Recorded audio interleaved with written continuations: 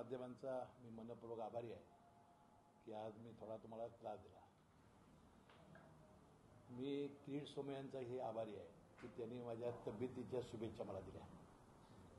आता मी समोरच आहे आपल्या, म्हणजे मला डेंग्यू झाला होता आणि थोडा अशक्तपणा आहे. आता हे किरीट सोमय्या जे आरोप करतायत त्याच्यामागं भारतीय जनता पक्षाचं फार मोठं षडयंत्र आहे आणि विशेषतः प्रदेशाध्यक्ष चंद्रकांत पाटील हे याचे खरे मास्टर माइंड आहे. मी अनेक वेळा तुमच्या समोर आणि राज्याच्या समोर मी सातत्यानं माझ्या नेत्यावर, शरद पवारांच्यावर, माझ्या पक्षावर, महाविकास आघाडी सरकारवर, नंतर अनिल देशमुखांच्या प्रकरणाबाबत, परमवीर सिंगाबाबत किंवा केंद्रीय तपास यंत्रणेचा जो गैरवापर होतो याबद्दल सातत्याने याच ठिकाणी पत्रकार परिषदा घेतलेल्या आहेत आणि सातत्यानं मी आवाज उठवत असतो. आणि यामुळं सातत्याने भारतीय जनता पक्षाचे नेते मंडळी मला कसं थांबवता येईल, कसं दाबता येईल त्याचा प्रयत्न करत होते आणि किरीट सोमय्या हे त्यांच्यातलं टूल म्हणून त्यांनी वापर केलेला आहे. आता चंद्रकांत पाटील प्रदेशाध्यक्ष आहेत आणि त्यांना सातत्याने हा चिंतेचा विषय राहिलेला आहे की बाबा आपण प्रदेशाध्यक्ष आहोत, त्या जिल्ह्यामध्ये भारतीय जनता पक्ष भुईसपाट झालेला आहे. हा कुणी भुईसपाट केला? तर हसन मुश्रीफ याला मुख्य कारणीभूत आहे. म्हणून त्यांनी गेल्या वेळेला मला भारतीय जनता पक्षात येण्याची सुद्धा त्यांनी मागणी केली होती, विनंती केली होती. मी त्यावेळेला म्हटलं की पवार एके पवार म्हणून मी केलं नाही. त्यानंतर माझ्यावर इन्कम टॅक्सची धाड त्यांनी घातली. विधानसभेच्या निवडणुकीपूर्वी हे कारस्थान त्यांनी केलं आणि आता त्यांना वाटते की महाविकास आघाडी ही जिल्ह्यातली इतकी प्रबळ झालेली आहे, विशेषतः पश्चिम महाराष्ट्रामध्ये, की 10 वर्षात या भारतीय जनता पक्षाला आता कुठलाही म्हणजे त्याच्यासमोर यश दिसत नाही. परवा ते म्हणाले की कालचक्र असतं, फिरत असतं, भविष्यात काय होईल ते होईल. पण आज कोल्हापूर जिल्ह्यामध्ये ते झिरो आहेत. जिल्हा परिषद त्यांच्या ताब्यात नाही, महानगरपालिका ताब्यात नाही, जिल्हा मध्यवर्ती बँक ताब्यात नाही, मार्केट कमिटी ताब्यात नाही. आणि त्यामुळे सातत्यानं परवासुद्धा दिल्लीमध्ये भारतीय जनता पक्षाचे प्रदेशाध्यक्ष याच कारणामुळं चंद्रकांत पाटलांना बदलायचं ठरलं होतं, परंतु अमित शहाच्या मैत्रीमुळे ते बचावले. त्यांचं कोल्हापूर जिल्ह्यामध्ये आणि पश्चिम महाराष्ट्रामध्ये होत असलेला सुपडा साप हे त्यांचं अपयशाचं कारण आहे. आणि मग हसन मुश्रीफला कसं थांबवता येईल हा यामागचा कारस्थान आहे. दुसरा विषय, किरीट सोमय्या सातत्याने सांगतात मी ही कागद काढतो आणि मी देवेंद्र फडणवीसकडे घेऊन जातो आणि देवेंद्र फडणवीस सांगतात त्यांचं काढतो. म्हणजे देवेंद्र फडणवीसांनी यासाठी माझं नाव घेतलं असावं हा एक म्हणजे स्पष्ट त्यांनीच सांगितलं किंवा ते सांगतात त्याप्रमाणे मी करतो. आता विषय 2 आहे की चंद्रकांत पाटील यांनी पुरुषार्थाप्रमाणे लढावं. असं कुणाचा तरी वापर करून, बदनामी करून, माझ्या कुटुंबियाची बदनामी करून त्यांना काही मिळणार नाही. सगळे हे आरोप खोटे आहेत, बिनबुडाचे आहेत. आणि त्याच वेळेला मी त्याचा निषेध केला होता आणि 100 कोटी रुपयेच्या फौजदारी अब्रू नुकसानीचा दावा करायचं मी ठरवलेला आहे आणि ते मला दावा तयार होत आलेला आहे. पण आज त्यांनी जो दुसरा घोटाळा म्हणतात त्याला, तर त्यांनी आज आरोप केला तो तर इतका बिनबुडाचा, इतका खोटा. मला वाटते की किरीट सोमय्यांची CAची पदवी मी मागच्या वेळा सांगितलं होतं, ही खरीच पदवी आहे का काय मला एक शंका आहे. मला अनेकांनी जाणकारांनी सांगितलं. कारण आजचा जो त्यांनी आरोप केलेला आहे तो इतका खोटा आहे, त्यांनी अजूनही अभ्यास करावा. मला त्यांना एकदा सांगायचं आहे की एकदा मी तुमच्याकडे CA पाठवतो आणि जे 2 माझ्यावर आरोप केले आहेत ते जर तुमच्या लक्षात आले तर लक्षात येईल की हसन मुश्रीफ हा कसा माणूस आहे. तुम्हाला एकच मला सांगायचं आहे की त्यांनी माझी राजकीय, मला भारतीय जनता पक्षाचे अनेक माझे मित्र आहेत ते सांगतायत की आम्ही सांगत होतो की तू हसन मुश्रीफला काढू नकोस, कारण हसन मुश्रीफ हा तसा माणूस नाही. हा समाजाशी जोडला गेलेला, गोरगरीब सर्वसामान्य दिलदर्जाची सेवा करून वर आलेला आहे. आणि जी संधी मला मिळाली त्यामध्ये गरीब आणि सामान्य माणूस आणि त्यामुळे लाखो लोक हे माझे जे जुळले गेले आहेत, जीवाभावाचे आहेत आणि जीवाला जीव देणारे कार्यकर्ते तयार झालेले आहेत. आता त्यांनी आज जो आरोप केला तर त्याच्याबद्दल तर त्यांनी माफी मागितलीच पाहिजे. आता आप्पासाहेब नलवडे सहकारी साखर कारखान्याचा 100 कोटीचा घोटाळा असं त्यांनी आज आरोप पहिला केला. त्यात ब्रिक्स इंडिया प्रायव्हेट लिमिटेड या कंपनीचा माझ्या जावयाचा सुतराम संबंध नाही. कारण मी 2 तास घेतली होती त्यांची पत्रकार परिषद झाल्यानंतर, तर काय आरोप करतात मला माहिती नव्हतं. मी आताच ते वेबसाईटवरनं काढले, त्याची कागद तुम्हाला देतो. त्यात काही माझ्या जवळचा संबंध नाही. ब्रिस इंडिया कंपनी ही फक्त 44 लाख शेअर कॅपिटलची आहे आणि SU कंपनी आहे, ती काहीतरी शेल कंपनी म्हणून सांगितलं. ही शेल कंपनी नाही, ही महाराष्ट्राची कंपनी आहे. त्याचंही 1 लाख शेअर कॅपिटल आहे. 100 कोटीचा घोटाळा होईल कसा, हा एक प्रश्न. कोल्हापूर जिल्हा मध्यवर्ती बँकेनं हा निविदा काढलेली नाही. कोल्हापूर जिल्हा मध्यवर्ती बँकेचं या कारखान्याला कर्ज नव्हतं. 2012-13 साली हा कारखाना शासनाने ब्रिस फॅसिलिटीजला चालवायला दिलेला होता 10 वर्षाच्या सहयोगी तत्वावर, की जे शासनाचा धोरण होतं सहयोगी तत्वावर त्याला घेतला होता.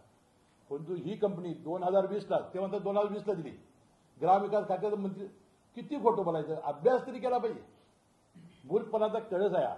2020ला ही कंपनी सोडली त्या कंपनीनं, कारण 2 वर्ष आधीच 10 वर्षासाठी घेतला होता 43 कोटीला. मी सगळी माहिती काढली. 2 वर्ष तोटा फार वाढत होता, बँकाची कर्ज वाढत होती, पण तो कारखाना त्यांनी सोडला. कारखाना सोडल्याची ऑर्डर माझ्याकडे आहे. हायकोर्टमध्ये ती कंपनी गेली होती, संस्था, त्यांच्यात वाद चालू होता, त्याची हायकोर्टची ऑर्डर माझ्याकडे आहे. म्हणजे 2020ला कारखाना घेतलेला नाही.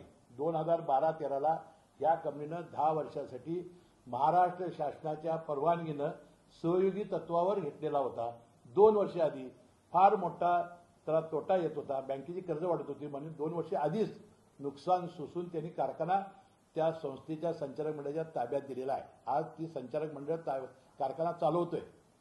आणि मी त्या मतदारसंघाचा आमदार होतो. मला माहिती होतं की त्यावेळेला त्या कारखान्याच्या कामगारांचे 18 महिने पगार थकलेले होते.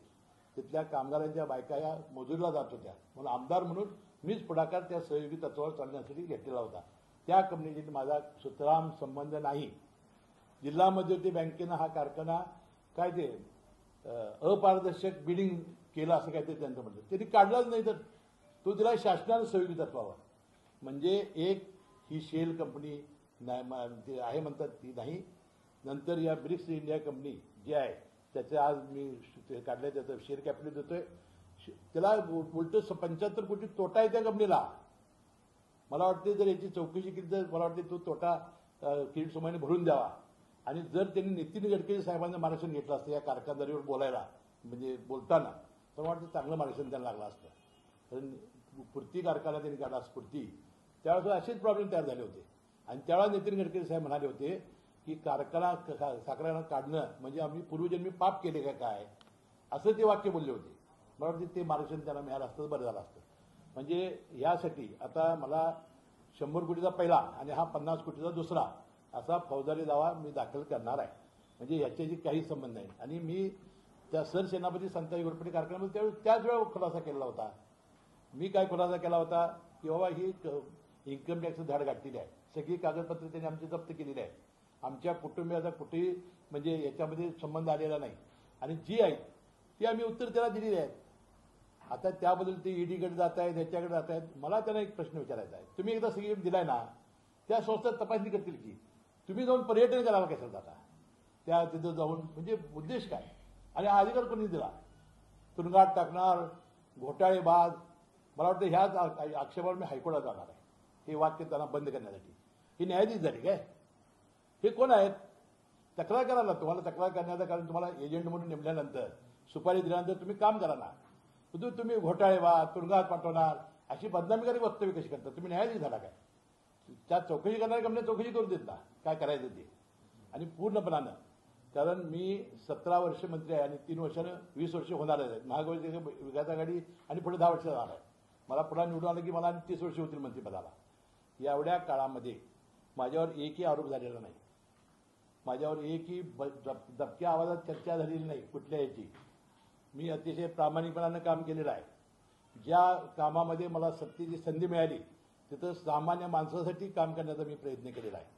जसं भारतीय जनता पक्षाच्या काळात चिक्की घोटाळा झाला, प्रकाश मेहताचा गृहनिर्माण घोटाळा झाला, जमिनीचे घोटाळे झाले, तसे घोटाळे अद्याप कुठलेही आमच्या नावावर नाहीत.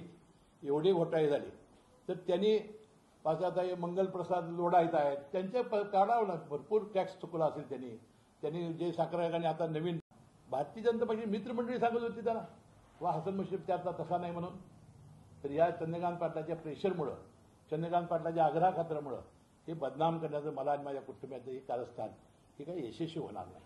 तर तुम्ही म्हणालात की भाजपमध्ये यायची ऑफर दिली होती, कोणी ऑफर दिली होती आणि ते न आल्यामुळे तुमच्यावरती अशा पद्धतीनं आरोप झाले? हा एक चंद्रकांत पाटलांनी ज्या मला ऑफर दिली होती ते पेपर आलेला आहे. त्यावेळेला पवार एके पवार मी म्हणालो, नंतर इन्कम टॅक्सची धाड पडली, हे तुम्हाला सगळ्याला माहिती आहे.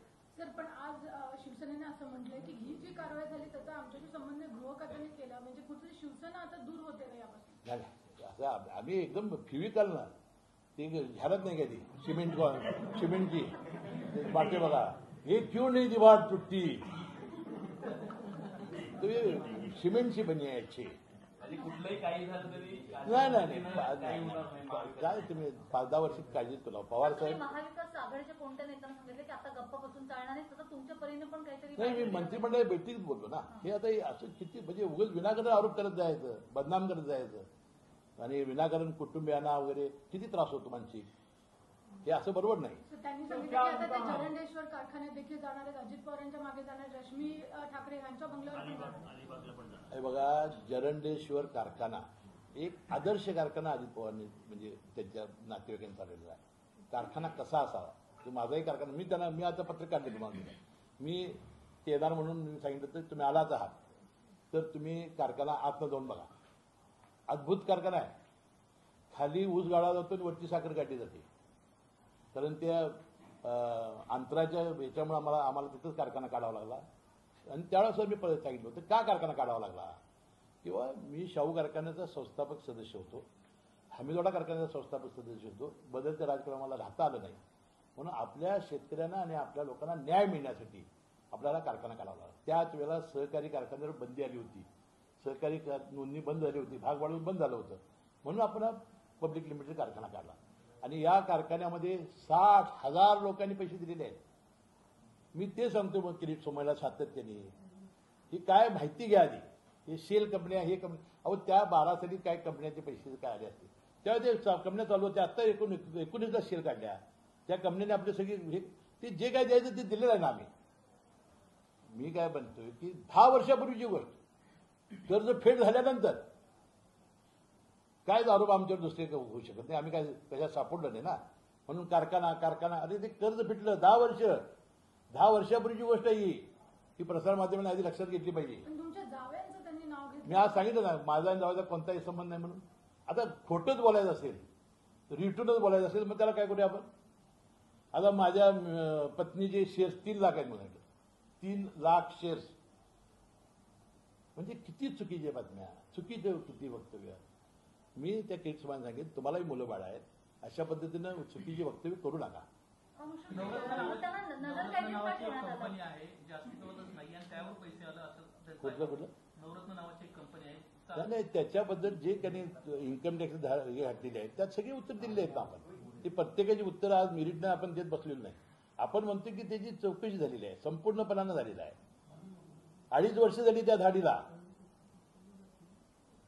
काल ज्या पद्धतीनं जिल्हाधिकाऱ्यांनी त्यांच्या संदर्भात नोटीस काढली, त्याला तुम्हाला कल्पना होती का की पालकमंत्री तुम्ही तिथे आहात? पालकमंत्री मी नाही, मी नगरला आहे. तुम्ही कोल्हापूरचे आहात, पण कुठेतरी असं चर्चा आहे की कुठेतरी किरीट सोमय्या हे आरोप करतायत, त्यांना दाबण्यासाठी अशा पद्धतीने. नाही, आरोप बघा, त्यांनी आरोप केलेलाच आहे ना आणि ते जाणारच आहे. सवाल काय फक्त आरोप करायचे आणि पर्यटनाला जायचं, ह्याच्यापेक्षा तिथं त्यांना माहिती नाही जीवाभावाची माणसं काही उलट काय करू शकतील ना. ही मला वाटते प्रशासनाने घेतला निर्णय असावा असं मला वाटतं. कारण मी तर पत्रक काढलं तर की तुम्ही या, आलाच आहात तर ही सगळी माहिती घ्या. भारतीय जनता पार्टी का वाताहत झाली जिल्ह्यामध्ये, कशा पद्धतीनं माझं काम काय आहे, सगळ्या लोकांना भेटा तुम्ही, म्हणजे तुम्हाला लक्षात येईल की हसन मशूक ही काय चीज आहे. कुठेच काही घोटाळा नाहीये किंवा कुठेच काही घोळ नाहीये किंवा ब्रिक्समध्ये तुमचं आणि तुमच्या जावयांचं नाही असं तुम्ही म्हणताय नाव, मग तरी किरीट सोमय्यांना तिथे जाण्यापासून का अडवण्यात आलं? नाही, अडवलं आम्ही कुठं अडवलं. माझं बघा, मी तर माझा तर प्रश्न नाही. आता प्रशासनाने कायदा सुव्यवस्थेसाठी काय केलं असेल तर मला कशी माहिती असतात ती. हा निव्वळ कलेक्टर DSP यांनी घेतला. कारण काल रात्रीपर्यंत मला जे ऑर्डरमध्ये वाचले त्यांच्या की रात्रीपर्यंत आपले गणपती विसर्जनचे कार्यक्रम होते, सकाळी सगळीकडं आमचे 43,000 लोक कागला जमणार होते आणि त्यांना वाटलं असेल किंवा काहीतरी धोका होईल त्याच्या जीवाला. माझं मत आहे त्यासाठी काहीतरी निर्णय घेतला असेल, मला काय माहिती नाही. परंतु त्यासाठी आणि भारतीय जनता पक्षाच्या काळात सुद्धा अनेकांना ह्यापासून रोखलेलं आहे. पूर्वी अनेकांना म्हणजे ज्यावेळी एक भाषणं करत जात होती किंवा लोकांत उद्रेक होईल कारण अनेकांना रोखलेला आहे. हा रोखला आणि त्यांनी यावं ना. त्यांना मीच एकदा निमंत्रण देतो. कारखाना बघवतो मी स्वतः त्यांना भेटून कारखाना दाखवतो. ते काय फिर्याद येणार ते द्यायला होते ते दिली आहे सगळी त्यांनी. खुट्टी दिलेलीच आहे. माझा अभिनयाचा दावा सुद्धा त्यांच्या समितीत दाखल करू. देवेंद्र फडणवीस लोकशाही अस्तित्वात आहे का ज्या पद्धतीनं किरीट सोमय्यांना स्थानबंद केलं जातं किंवा कराडला अडवलं अहो लोकशाही म्हणजे काय की आपण तुम्ही जिथं द्यायचे ते तक्रार दिल्या ना. मग हे कशासाठी करायला आहे. तुम्ही न्यायाधीश आहात का. कशासाठी पर्यटन कुणी अधिकार दिला. तुम्ही घाबरलाय या संपूर्ण प्रकरणात त्यामुळे मला कोल्हापुरात येऊ दिलं जात नाही असा प्रश्न आहे. अहो तो आता परत तुम्हाला सांगितलं मी कायदा सुव्यवस्थेसाठी त्यांनी हे केलं. त्यांना समजा काय झालं काय हे झालं तर किती हे होईल सांगा. म्हणून ज्या प्रशासनाने ती खबरदारी घेतली असेल असं का मानत नाही तुम्ही. मुश्रीफची शिवसेना म्हणते की ही कारवाई गृहविभागानं केलेली आहे. मी बोललो मगाशी मी म्हटलं ही जिल्हा प्रशासनाने केलेली कारवाई असेल. त्यांना वाटलं असेल की बाबा या कोल्हापूर शहरामध्ये जे वातावरण झालेलं आहे संपूर्ण जिल्हा एकटोला आणि त्यामुळे कदाचित काहीतरी होईल म्हणून केलं असेल त्यांनी. सोमय्या जे काही आरोप करतात ते देवेंद्र फडणवीस यांच्या कामावर करतात असं तुम्ही सांगताय. त्यांनी स्वतः सांगितलं मी सगळी कागदं केल्यानंतर देवेंद्र फडणवीसांच्याकडे जातो आणि देवेंद्र फडणवीस सांगतील त्यांचं काढतो. हे त्यांनी सांगितलंय मी नाही. त्याचं काढावं त्यांचं विधान. आता पुढच्या आठवड्यात तिसरा घोटाळा काढणार म्हणून. नाही काढू बघा त्यांनी सत्य काढायला काही हरकत नाही. परंतु बिनबुडाचे आणि बोगस हे असे आम्ही चालू देणार नाही. सर हिंदी में जानना चाहेंगे कि क्या देख लिया आपकी जिस तरह लगातार किरीट सोमय्या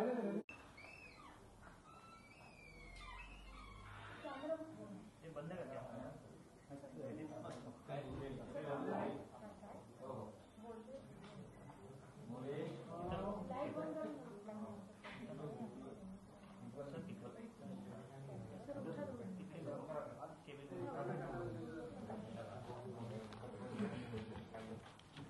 आभार आहे मी आपला. Thank you sir. माझ्यावर असंच प्रेम ठेवा. नाही निश्चित जातो थोडा असंच पण आहे.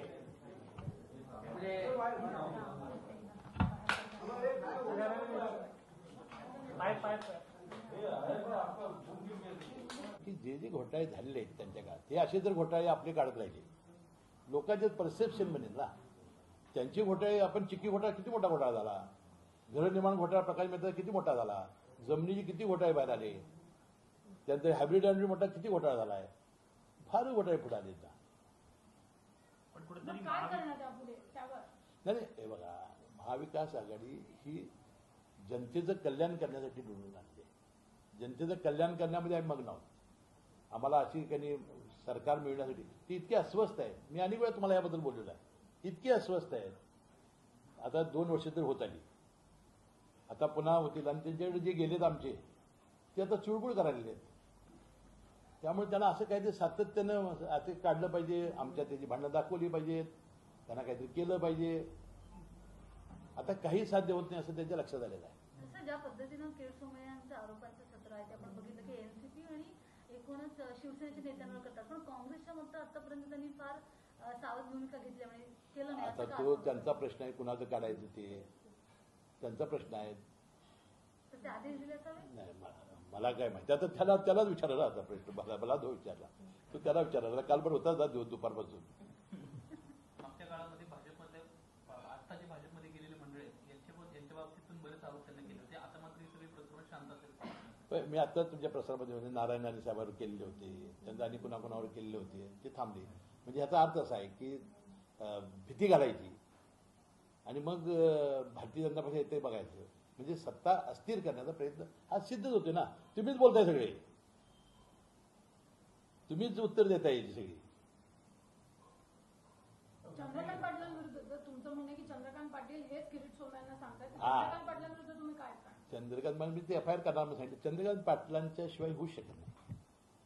कारण चंद्रकांत पाटलांनी सातत्याने कोल्हापूर जिल्ह्यात जर काही भारतीय जनता पक्ष टिकायची असेल तर हसन मुश्रीफला बदनाम केलं पाहिजे. हे षडयंत्र आहे ना. साधा आहे का नाही. आज कुठेच नाही ना. ती पश्चिम महाराष्ट्रात संपेल आणि संपलेलीच आहे. आणि त्यांचं भारतीय जनता पक्ष प्रदेशाध्यक्ष पण धोक्यात आलं होतं यामुळं. ज्या जिल्ह्यात आता मी वाईट बोलू नये असे कालचक्राप्रमाणे पुढे काय होईल ते भविष्यात आमचंही होऊ शकेल. पण तो ग्रामपंचायत नाही हो त्याच्या गावची ग्रामपंचायत नाही त्याच्यात. हा भारतीय जनता प्रदेशात देश होऊ शकतो. आणि मी कशाच्या आधारे बोलतो की लोक काही जात होते, माझ्यावर प्रेम करणारी मंडळी फार आहेत विरोधी पक्षात, तर त्याबद्दल काहीतरी माझा त्यांचा कलगी तुला चालू झालं की एखादं संभाषण काहीतरी यायचं, मग ते रागवले असायचे. तिथं त्या सगळ्यांसमोर ते मुक्त विद्यापीठ आहे चंद्रकांत पाटील म्हणजे, ते म्हणायचे अरे किरीट सोमय्या लाव फोन लाव, त्या हसन मुश्रीफचं काय झालं बघ. त्यामुळे मला म्हणायचे की साहेब जरा सावध राहा, यांचं सारखं फॉलोअप आहे त्यासाठी. 10 वर्षाचा कारखाना, कर्ज फिटलेला, हसन मुश्रीफ कशाच सापडत नाही, मग हा सारखा बोलतोय तरी.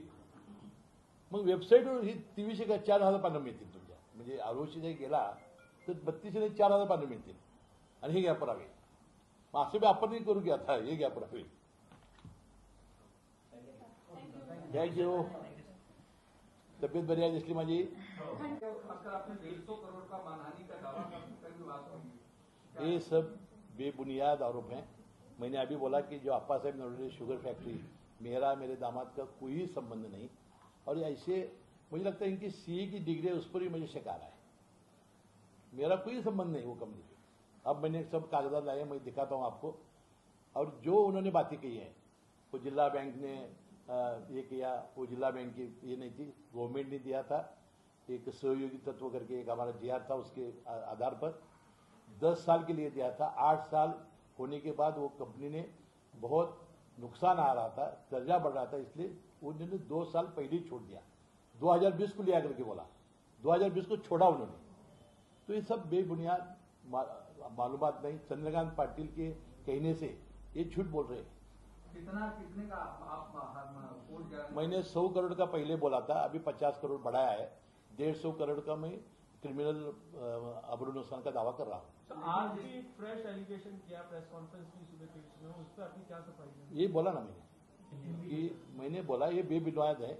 मेरा मेरे दामाद का कोई संबंध नहीं, और ये जो कंपनी है उसका उसके साथ ही मेरा संबंध नहीं, ये मैंने बताया. तो आपने कहा कि आपको बीजेपी ज्वाइन करने का ऑफर था, आपने उसको मना कर दिया इसलिए. और नहीं, मैं बार बार मेरे नेता शरद पवार, मेरी पार्टी एनसीपी महाविकास आघाड़ी, और जो केंद्रीय जो ईडी सीबीआई इनकम टैक्स इसका जो गैरवापर होता है उसके बारे में, अनिल देशमुख जी के बारे में और परमवीर सिंह के बारे में, और जो मुकेश अंबानी के घर के सामने जो जिलेटिन रखे थे उसके बारे में मैं आपके साथ इस प्रेस कॉन्फ्रेंस में बहुत बार मैं बोला है, बहुत बार. और ये आवाज दबाने के लिए ये कार्रवाई कर रहे हैं. लेकिन जिस तरीके से आपने कहा कि पर्यटन शुरू है, खास करके पहले आरोप लगाने का, फिर पर्यटन कैसे और क्या आप मुझे बताइए कि ये उन्होंने आरोप किया कांका करने का, वो करेंगी ना एजेंसी इंक्वायरी. इन्हें उधर जाने का किसने हक दिया, इनको अधिकार किसने दिया? ये क्या जज बन गए क्या? ये घोटालेबाज तुरुंगात पाठवणार, इनको बनाया किसने न्यायाधीश? मैं इसके बारे में हाईकोर्ट में जाना हूँ उनका आवाज दबाने के लिए. एक सवाल और भी है कि आपने कहा कि पर्यटन करने के लिए भले जाते हैं, लेकिन जिस तरीके से देवेंद्र फडणवीस के पास सारी चीजें जाती हैं, इसको किस कहते हैं? नहीं, किरीट सोमैया ने प्रेस कॉन्फ्रेंस में बोला था, मैं सब कागजात निकालता हूँ वेबसाइट से और मैं देवेंद्र जी के पास ले जाता हूँ. देवेंद्र जी किसका कहते हैं मैं उनका काटता हूँ. उन्होंने बोला है. जिस तरह किरीट सोमैया को रुकाया गया है, उनका कहना है कि ये सरकार के आदेशों पे किया जा रहा है. नहीं, मैंने बोला ना कि ये डिस्ट्रिक्ट एडमिनिस्ट्रेशन का निर्णय था. जिस तरह से लोग जमा हो रहे थे, जिस तरह से अब मुझे क्या लगता है कि रोका गया और उसे उनको ज़्यादा प्रसिद्धि मिली, लेकिन उससे क्या ये होता तो बहुत बुरा होता ना, तो इसलिए उन्हें रोका होगा, ऐसा मुझे लगता है. कैबिनेट मीटिंग में आपने इस बारे में चर्चा की, जो मैंने महाविकास आघाड़ी के सब नेताओं को बोल दिया कि आपको भी अभी ऐसा चुप्पी साधे नहीं रह बैठना चाहिए, आपको भी ये सब मामले उठाना चाहिए. मुझे लगता है चंद्रकांत पाटिल का हाइब्रिड एन्युटी घोटाला है, बांधकाम विभाग का बहुत सारे घोटाले हैं, चिक्की घोटाला है, प्रकाश मेहता का गृह निर्माण घोटाला है, बहुत घोटाले हैं. ये निकालना चाहिए और डटे रहना चाहिए. चंद्रकांत पाटिल के खिलाफ एफआईआर कराने वाले, चंद्रकांत पाटिल के खिलाफ एफआईआर कराने वाले. मैं एफआईआर करने वाला हूँ, मालूमात चावला है मेरी, मैं करने वाला हूँ. क्या राज्य सरकार बीजेपी को और महाराष्ट्र बीजेपी के लोगों को उसी अग्रेसिव मोड में जवाब देगी जिस अग्रेसिव मोड में आरोप लगाए जा रहे हैं बीजेपी? वो लगाना चाहिए, अग्रेसिव मूड में उनको जवाब देना चाहिए. चंद्रकांत पाटलांनी सांगितलं गेलं होतं की तुम्ही जे दावा दाखल करणार त्यासाठी भरलेले पैसे जे असतील ते तो किमान व्हाईट. अहो त्या लोकांनी पैसे जमा केले आमच्या, म्हणजे किती लोकांनी पैसे जमा केले, म्हणजे व्हाईट पाहिजे तर व्हाईट घ्या म्हणते लोकांनी पैसे जमा करून दिले मला. हा एक वेगळं उदाहरण असेल. सेनापती कारखान्यात एकूण शेतकऱ्यांच्या शेअर्सचा वाटा किती टक्के शेअर्स सगळी माहिती आपण सगळे कारखाने. माझं काय म्हणणं आहे की याच्यावर आपण आज माझी इन्कम टॅक्स चौकशी सुरू आहे, त्यावर आज सगळीच उत्तर देऊन उपयोग आहे. तिथं आपली चौकशी चालू आहे, 2.5 वर्ष झाली चौकशी चालू आहे. सगळ्यांचा त्यांनी तपास पूर्ण केलेला आहे. आणि म्हणून मी म्हटलं की त्यांनी जर क्रेडिट सोमाने वेळ दिला आमच्या सीएला आणि जर सीएनी चर्चा केली, एकही काळा पैसा जर मला दिसला, एकही माझ्या मंत्रिपदाचा, कुठलीही शिक्षा बघायला तयार आहे, परंतु त्यांना जन्माची अंदर घडे. लेकिन जिस तरीके से बीजेपी कह रही है कि अगर किरीट सोमैया को वहां जाने से रोका गया तो पूरी बीजेपी कोल्हापुर जाएगी, इस तरीके का जो नहीं नहीं, वो करने की जरूरत नहीं ना, मैं खुद ही लेकर जाऊंगा उनको. सर तुम्ही आता म्हटलं की महाविकास आघाडी सरकारने आक्रमकपणे उत्तर दिलं पाहिजे. महाविकास आघाडी सरकार कसं उत्तर देणार? म्हणजे तुम्ही म्हणता चंद्रकांत पाटील एफआयआर दाखल करणार. सरसेनापती कारखान्याबाबत त्यांना प्रश्न एक उपस्थित केला आहे की एकही शेतकऱ्याचा शेअर त्यामध्ये शक्यता नाही असं समजलं आहे. तेच मी तेच सांगतोय, 60,000 शेतकरी कसे आले हे त्यांना सीए भेटलं तर सांगेन ना मी कसे आले. त्यात चौकशी झालेली आहे, ती सगळ्या शेतकऱ्यांना बोलवून त्याची चौकशी झालेली आहे. आणि काय विचारलं असं विचारा, त्यांनी पाटलं का बघा काय. किरीट सोमैया ने जो आरोप लगाए त्यांच्यावर भारतीय जनता पक्ष त्यांची काढावी कागदपत्र, किंवा भारतीय जनता पक्षाचे जे वोट ते काढावेत ना सगळे, म्हणजे एक इम्पार्शल म्हणून त्यांची प्रतिमा होईल. हे भारतीय जनता पक्षाचं एक हत्यार म्हणून याचा वापर करतायत आणि महाविकास आघाडीला अस्थिर करण्याचा प्रयत्न ते सातत्याने करतायत. हे साध्य होणार नाही आणि आमचा काय आवाज दबणार नाही जोपर्यंत माझ्या पक्षावर. आता पवार साहेबांचा काय संबंध आहे? शरद पवार साहेबांचं नाव ती घेता याची लायकी आहे काय? उद्धव ठाकरेंचं नाव घेत आहे सातत्याने. मला वाटतं हे बोलण्यासाठी मला उच्च न्यायालयात जावं लागेल आणि हे बोलण्यापासून त्यांना रोखावं लागेल, कारण यामुळे हे फार हे झालेलं आहे. अशी परिस्थिती होणं बरोबर नाही. जे योग्य आहे ते. माझ्याकडे विशेष सहाय्यक खातं, त्यामध्ये 4 घटकांना मी न्याय देण्याचा प्रयत्न केला. विधवा भगिनी माझी, परित्यक्त्या भगिनी, अपंग माणसं आणि 65 वर्षावरची म्हातारी माणसं ज्यांना आई वडील वडिलांना मुलं बघत नाहीत, त्यांना पेन्शन चालू करणारा मी मंत्री आहे. माझ्याकडे विधी न्याय खातं आलं. या चॅरिटी जे आज दवाखाने आहेत त्यांना व्यवस्थित मार्गावर आणण्याचं काम मी केलं. आज लाखो लोक ऑपरेशन आपण मोफत करून देतो चॅरिटीमधून. हृदयविकार, मेंदू, मणका, कॅन्सर, किडनी, लिव्हर, लाखो रुपये जे जिथं संधी मिळाली. आता कामगार खातं, बांधकाम कामगार मंडळ त्यावेळेला माझ्या काळात तयार झाला. आज त्याला 2 वेळचं आपल्या ज्यावेळा महाविकास आघाडी सरकार आलं त्यावेळा थकबाकीदारी शेतकऱ्यांची कर्जमाफी केली, तसं शिवभोजन थाळी चालू केली आणि आता आपण या बांधकाम कामगारांना मध्यान्ह भोजन 2 वेळचं चालू केलं आहे कोरोना काळात. अशी आपण अनेक कामं केली. म्हणजे माझं म्हणण्याचं काय, हा अभ्यास त्यांनी केला पाहिजे. का बाबा एवढे लोक 30-40,000 लोक जमा होत आहेत, याचा अभ्यास करायला नको. माझं म्हणणं आहे की बाबा याच्यात कसलंही तथ्य नाही. आणि हा सरसेनापती कारखाना 10 वर्ष झाली शिळ्याकडला ऊत का आणला जातोय, कर्ज सगळी फिटली. 10 वर्षानंतर पुन्हा हा विषय का काढला जातो? म्हणजे यांना काय मंत्रिपदात माझं सापडत नाही ना. आता सेनापती आप्पासाहेब नवले कारखाना, त्याचा माझा काय संबंध नाही. आमदार म्हणून मला सहकार्य असेल त्यांना, पण आता सुद्धा संचालक मंडळ ताब्यात आहे. 2020ला मुलं मुश्रीफांनी घेतला ग्रामविकास मंत्री झाल्यावर. आणि कसे बेताला आरोप करतात आणि आपण त्याला किती प्रसिद्धी देतो हे फार महत्त्वाचं आहे. आणि मला वाटतं याच्याबद्दलचं आता हे करणार आहे. आणि चंद्रकांत पाटलांवर मी सांगितलेलं आहे की त्यांनी हायब्रिड अॅन्युइटीमध्ये घोटाळा केला आहे, त्याची मी एफआयआर करणार आहे. आणि मी महाविकास आघाडीच्या सगळ्यांना सांगितलं आहे की आता आपल्याला गप्प बसून चालणार नाही. कदाचित ही सगळ्यांच्यावर अशी परिस्थिती येईल, आपल्याला त्यांचे घोटाळे काढावे लागतील, त्यांना योग्य मार्गावर आणावं लागेल. ठीक आहे, लोकशाही पद्धतीने काय चालायचं ते चालू ना, याच्यापूर्वी चाललेलं नाही, परंतु हे असं चालू देता कामा नये अशी माझी विनंती आहे. आणि म्हणून माझं प्रसारमाध्यम म्हणणं आहे, एखाद्या गोष्टीला किती प्रसिद्धी द्यायची.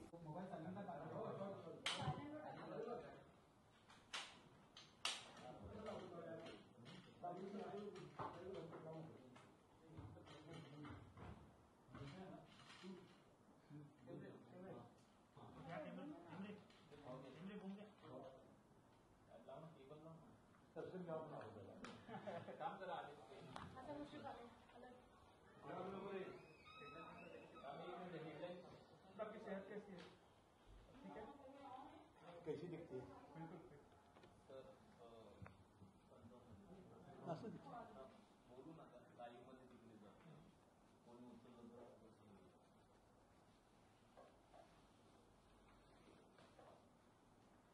सर